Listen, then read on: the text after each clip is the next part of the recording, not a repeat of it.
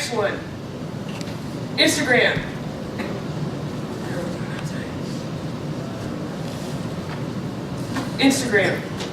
Instagram, we just joined Instagram like less than 2 years ago. I love Instagram. In less than 2 years, we have over 10,000 followers. One of my words of advice is like, you want to play well with the key players. So you want to be friends with Google. You want to be friends with Facebook. Why? Because they're like the largest social media technology companies out there. You want to be friends with them. You don't want to be enemies, okay? Well, Facebook owns Instagram. You want to play well on Facebook. You want to play well on Instagram. Just because you don't want to be enemies with them. Same thing with Google. If you're on Google+, you're on YouTube, which is owned by Google. Google's the largest search engine in the country, in the world. So by being friends with them and like actively playing a role on their different networks, you rank higher in the search results. You do. And social media is actually playing a role in the search engine results, which helps your website, helps you be discovered, helps you with all kinds of things. One of the great things about Instagram is it's easy and a quick way to build a following, and it's hashtag driven. We're going to talk a little more about hashtags. I know some of you guys are like, oh, hashtags, those things drive me nuts. Like hashtag, I can't stand hashtags. That's not how it works, okay? Hashtags actually have a great purpose, and they can help you build your following. So Instagram, I think it's great for race teams, drivers, motorsports businesses. Twitter's another great one, okay? And I know so many people might have heard the news, oh, Twitter's going out of business, tweet. Okay? Like, seriously, Twitter is like one of the greatest things ever. And maybe, the shareholders, whatnot, they'll sort that out. But in the meantime, it's a great social media network for people to engage with their audience, be discovered, discover other pages, and be followed. And it also is hashtag driven. So there's another great thing on there. It's called tweet chats. Has anyone ever heard of a tweet chat? It is like super cool. So when I was in college, and I was really pumped about marketing. I'm like, man, the social media marketing. When I was in college, they were not teaching social media as a marketing tool. They said it was a fad. It will be gone. Well, boy, were they wrong, and I could not wait to see my professor in a couple years, right? So there's these things called tweet chats, and pretty much it's just a chat with like-minded people, and they're having a conversation about different topics. Usually they're weekly or monthly. And so one of them was like SM chat, social media chat, or marketing chat, or biz chat. So there's all these different ones that you could belong to or participate in, and they're free. And you can meet other people with similar interests, hobbies, racing, cars, whatever. So check it out. I think it's great for race teams and driver profiles.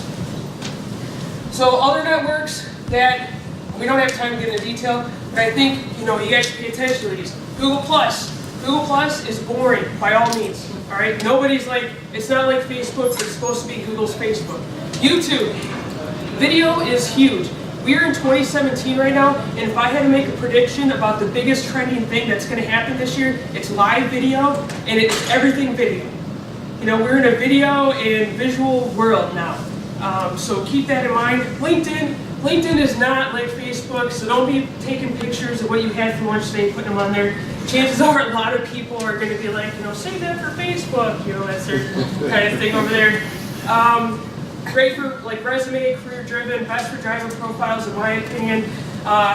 Everything is pretty much hashtag-driven except for LinkedIn, and it's almost like LinkedIn is like a phone charger for the last decade of iPhones. That phone charger is different every year for every iPhone. Okay, so I think LinkedIn's kind of heading in that artsy-fartsy direction where they just want to be different. One day they will see the light and accept these hashtags, my opinion. Again, we just talked about hashtag-driven. Use hashtags that are relevant to your brand. You should be using hashtags that are similar to the keywords that you want to be found for on your website, the keywords that you want people to associate your brand with. So Car Chix, we always use Team Car Chix Racing, Automotive, Motorsports, and depending on the post, we'll probably throw in there Women in Motorsports or RP Expo if it was about this event this weekend. So kind of think about that. Don't put too much crazy detail in the hashtags like, hashtags, I hate wearing white after I eat pizza on a rainy day. Nobody's going to search that, you know what I mean? So kind of think about that. I mean, it's kind of funny. Every now and then I do it about my dog, like, why do I buy new socks, hashtag. But yeah, you're probably the only one that does it. So hashtags are also great for you to discover different people and ideas with similar interests, and also for people to discover you. So next time you go on like Facebook or Twitter, instead of searching someone's name, search a hashtag. Search hashtag racing, search hashtag drag racing, search hashtag NHRA, and see what pulls up. You're gonna find that you will pull up people that are talking and interested in the same things that you are, and you wanna be friends with them. It's called networking. Social media networking. It's like a genius idea. Works at almost all major social media networks except for LinkedIn. They'll come around eventually, okay? Sorry, This is like the longest I stood up in 6 days. All right, so what makes a post work?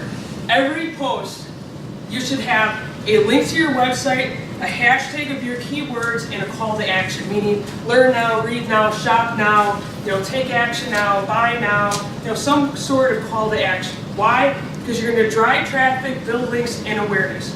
My whole thoughts with the website and the social media, it's like an evolving circle. So you have your content generating machine, which is your website. Then you take that information and you share it on social media directly from there. And then that social media post should be sending people right back to your website to buy or make a purchase decision. So it's a complete evolving circle that just never ends. So again, this was a post. Meeting this February, Chix calendar, Phoebe Wayman. Link to learn about her, hashtags, post directly to our website. So that's just an example, and I'll show you how this works.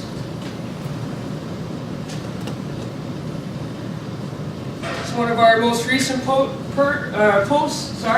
We simply cancel Valentine's Day and make it race car day. Sound like a good idea? I know it's like a goofy, little post, just something kind of silly, right?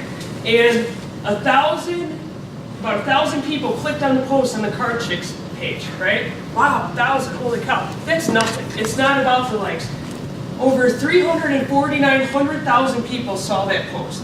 And not only did they see the post about this goofy Valentine's Day guy, they saw it was Car Chix, they saw the website, and they saw their keywords. That's what's important. It's the reach, it's not the likes. So you can, see the other stuff. So there was over 8,000 shares. Some people got angry. 18 people were angry. Maybe if someone's like, you better not be canceling Valentine's Day. I don't know. But to have almost 500,000 people see it, and it didn't cost me any money. I mean, what kind of advertising can you do or marketing can you do that can deliver that kind of ROI that's trackable? Anybody? Because I can't think of anything. I mean, this seriously took me 2 seconds. Look at the guy, So that's Giorgio Tsoukalos from the series Ancient Aliens. It's the Russians, right? Is that where it's from? Okay. Well, I don't know. I think I saw about some Russians. It's funny. Russians, Valentine's Day dollars. So again, social media, it's not about the likes. So here's my girl, Tabitha Sizemore. She was in our calendar in 2016, Miss December. She drives a blue Mustang. Mustang? Okay. So this post only got 64 likes. She's like, ooh, 64 likes, right? But almost 18,000 people saw it. What's more important? How many people saw it? Some people don't like stuff. I know my fiance, he sits there and he never posts anything, but the guy's on there every day. He never posts anything. Maybe he'll like something if it's really good. But that many people saw it. So to me, that's spectacular. So that's where it's at. It's at the reach. It's not at the likes. So don't feel bad if your post doesn't get a lot of likes, because 5,000 people can see it. That's a good day in my book. So there's something to think about.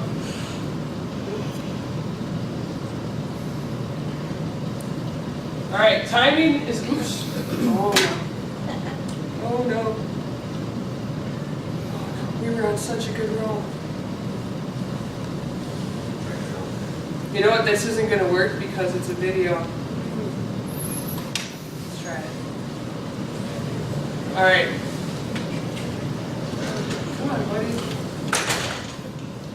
Yeah, it's not going to work because it's a video. So if you missed earlier, my laptop apparently was too new.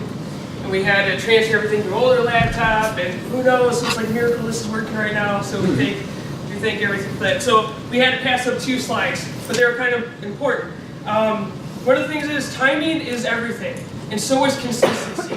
The worst thing that you can do with your Facebook page is to be posting regularly, and then all of a sudden for a month or 2, just totally stop posting.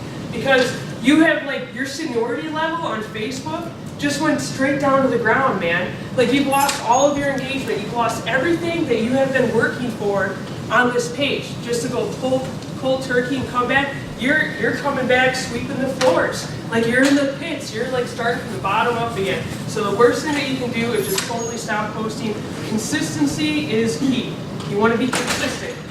And for the best times to post, it's in your analytics. So if you have Facebook, Twitter, Instagram, YouTube, any of it, like pretty much all the major social media networks, there's something called either insights or analytics, or something with data. And for Facebook, for instance, which was part of the video, is that you can go up to the insights, click post, and it will show you when your people are online. When do you want to post? You want to post when your people and your audience are online. So everybody's is different. There is no cookie cutter approach. So if you talk to somebody and without even reviewing your analytics, they say the best time for you to post is at 9 o'clock and 3 o'clock, they have no idea what they're talking about. Just walk away, because you're going to lose brain cells talking to that person, okay?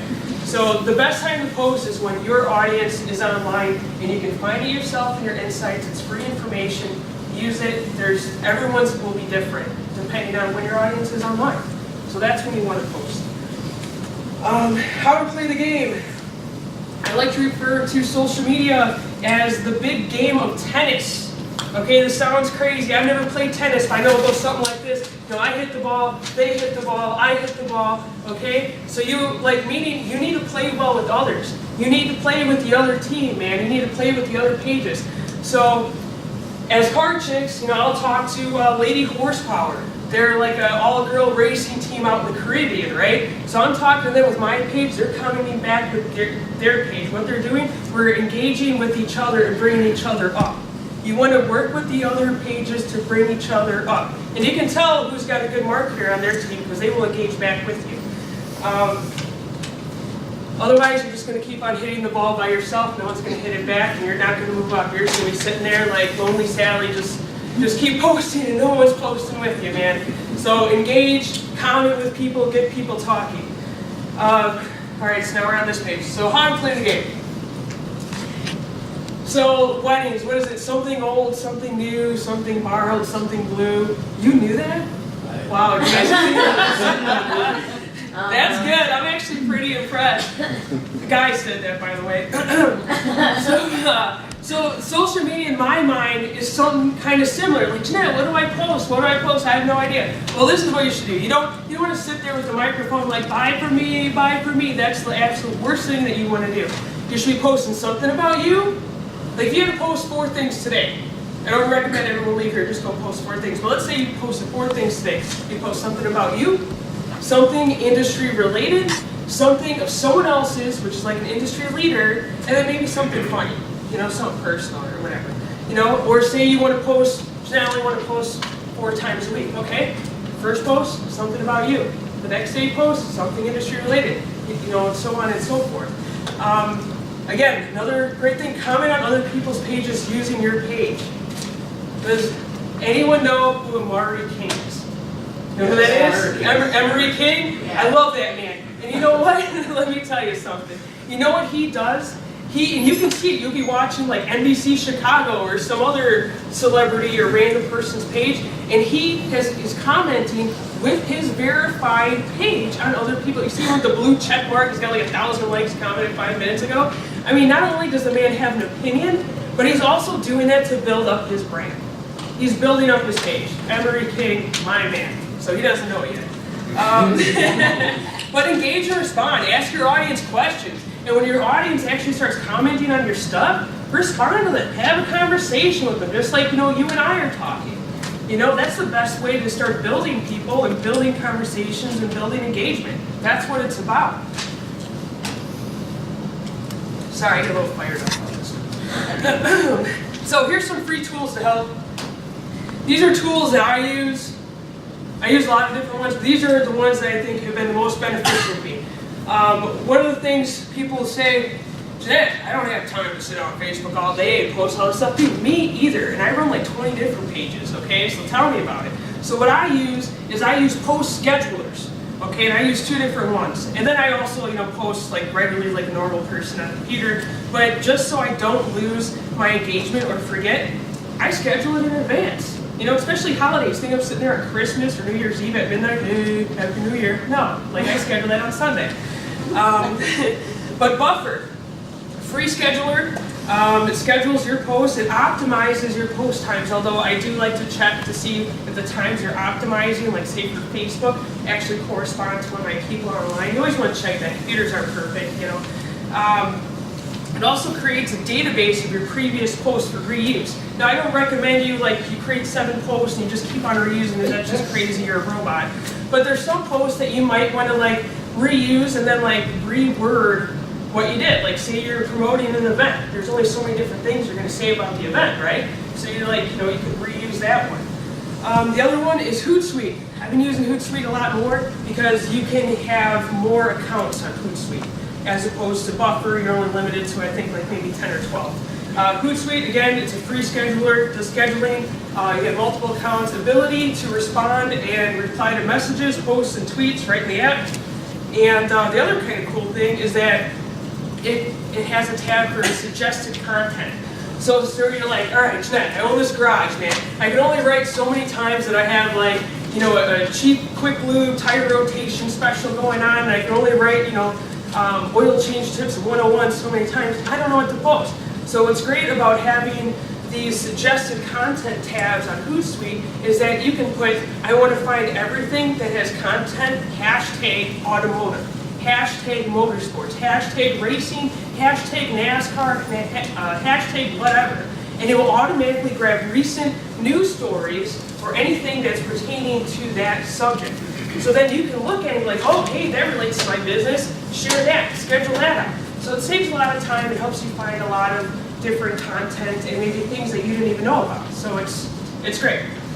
Again, the other thing we discussed is the insights, the analytics. Google Analytics, if you have a website and you do not have Google Analytics on there, man, you gotta get with the times. I mean, it's 2017. This is all free data, and I can't stress enough how you don't get a lot of free stuff in this world anymore, okay? It's the truth. Google Analytics, it's on your website. It can tell you who's visiting, how long they're visiting for, what they're looking at, what they searched to get there, if they searched anything on your website, if they found you on Facebook, and then also if you have a store and it's just no one's buying from my store, I don't understand. You can look at the drop-off. Well, people are coming to my homepage, then they're going to page 2, then they go and they put items in the store, and all of a sudden they're gone. Why is that happening? Well, maybe your store's not working. You can really tailor down different things that are going on. So I encourage you all to use these free tools and collect the data, and you can make some informed decisions, test and tweak. What works this week might not work next week, and by looking at the data, you can start to predict patterns and trends. Okay?